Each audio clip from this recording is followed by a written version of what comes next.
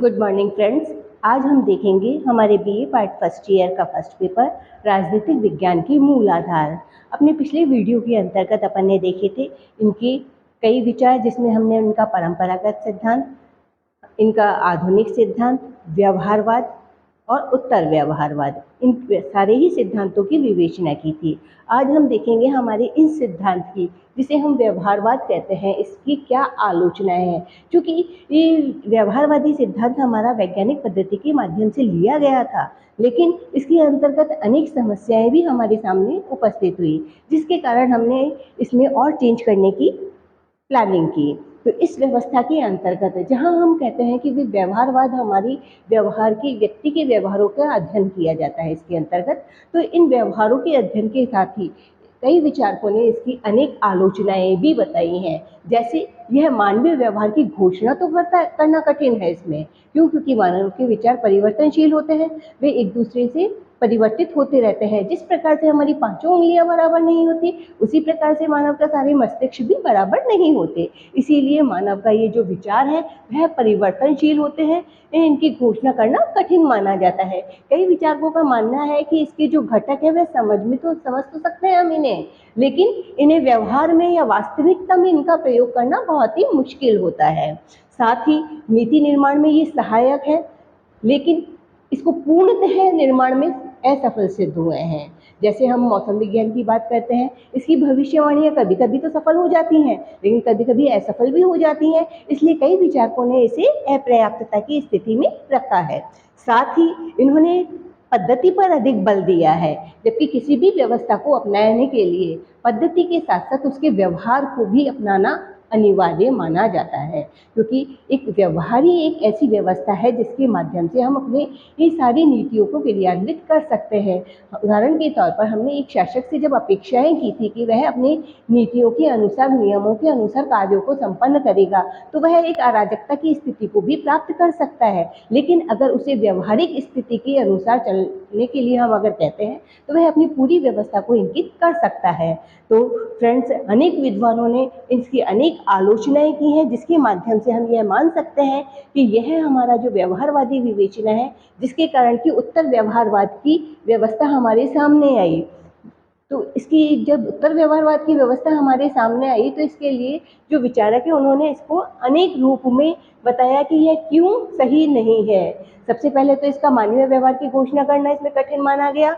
साथ ही यह अपर्याप्त रहा, क्योंकि इसमें वास्तविकता का अध्ययन नहीं किया जा सकता।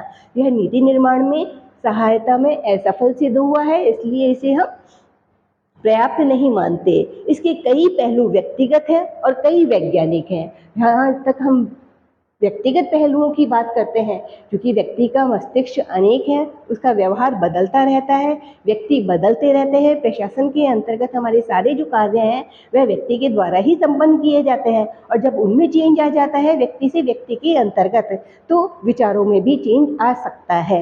इसीलिए हमारी व्यवस्था के अंतर्गत उत्तर व्यवहारवाद का उदय हुआ। अब चूंकि उत्तर व्यवहारवाद हमारी व्यवस्था के अंतर्गत जब आया, तो उसने हमारी व्यवस्था के अंतर्गत अनेक चीजों पर महत्व दिया, जिसमें कि उन्होंने तकनीकी से पहले तथ्य पर विशेश महत्व दिया। जब हम किसी भी कार्य को करने जाते हैं, क्योंकि हमने हमारे आधुनिक सिद्धांत के अंतर्गत वैज्ञानिक पद्धति को अपनाया था, और वैज्ञानिक पद्धति के साथ ही व्यवहारवाद की जो कमियां हैं उनको दूर करने के लिए उत्तर व्यवहारवाद की व्यवस्था को अपनाया गया। उस उत्तर व्यवहारवाद के निम्न विशेषताएं मानी जाती हैं, जिसमें कि तकनीकी से पहले तथ्य आते हैं। क्यों? क्योंकि कोई भी घटना होगी, अगर वह घटित होती है तो हम क्या करते हैं, सबसे पहले उन तथ्यों तक पहुंचने की कोशिश करते हैं, उन तथ्यों को एकत्रित करने की कोशिश करते हैं। जब तथ्य हमारे पास एकत्रित हो जाते हैं, तो हम उनके सामाजिक परिवर्तन पर जोर देते हैं, क्योंकि उनका जो भी घटनाएं घटित होती हैं वह कहाँ होती हैं, समाज के अंदर होती हैं।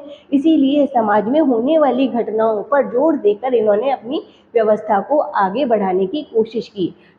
सिद्धांत इन्होंने अपना वही वैज्ञानिक पद्धति को अपनाया, जिसके माध्यम से उन्होंने वैज्ञानिक पद्धति के जो हमने 5 चरण बताए थे, जैसे कि समस्या का होना, तथ्यों को घटनाओं का घटित होना, तथ्यों का एकीकरण करना, उनका पुनर्परिमाण करना, परीक्षण करना, निरीक्षण करना, देन निष्कर्ष तक पहुंचना। तो इसी वैज्ञानिक पद्धति के माध्यम से, क्योंकि कोई भी विषय को विज्ञान की स्थिति में लाने के लिए हमें इन सब घटकों से होकर गुजरना ही पड़ता है।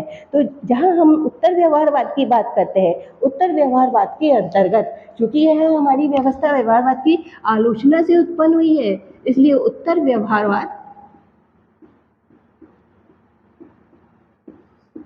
व्यवहारवाद के अंतर्गत हमने तकनीकी से पहले तथ्यों को लिया, क्योंकि घटना के लिए तथ्यों का होना आवश्यक है। यह सारी समस्याएं हमारी कहाँ पर होती हैं? समाज के अंतर्गत। इसीलिए सामाजिक परिवर्तन पर हमने ज़्यादा से ज़्यादा जोर दिया, समस्या के निदान पर जोर दिया, क्योंकि जब तक समस्या का निदान नहीं होगा किसी भी घटना के घटित होने के बाद, तब तक हम किसी निष्कर्ष तक नहीं पहुंच सकते। और समस्या का निदान कब होगा? जब हम उसकी जड़ तक पहुंचेंगे। जब तक किसी भी समस्या की जड़ तक हम नहीं पहुंचते, तब तक व्यवस्था में इसको इंगित नहीं कर सकते। साथ ही हमने इसके कर्म पर विशेष बल दिया। कर्म यानी क्रिया, क्रिया यानी वह व्यवस्था जिसके माध्यम से वह अपने कार्यों को घटित हो रहा है।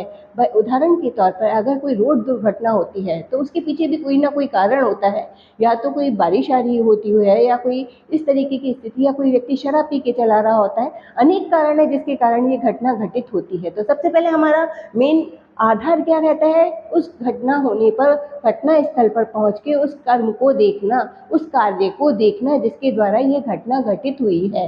घटना घटित होने के बाद उनका तथ्यों को एकत्रित किया जाता है और उसको पुनः परीक्षण के माध्यम से करके पूरी व्यवस्था तक पहुंचाया जाता है। साथ ही यहाँ पर व्यवसाय के राजनीतिकरण पर बहुत ही अधिक जोर दिया गया है। उत्तर व्यवहारवाद हमारी व्यवस्था के अंतर्गत पूरी व्यवस्था को इंगित करता है।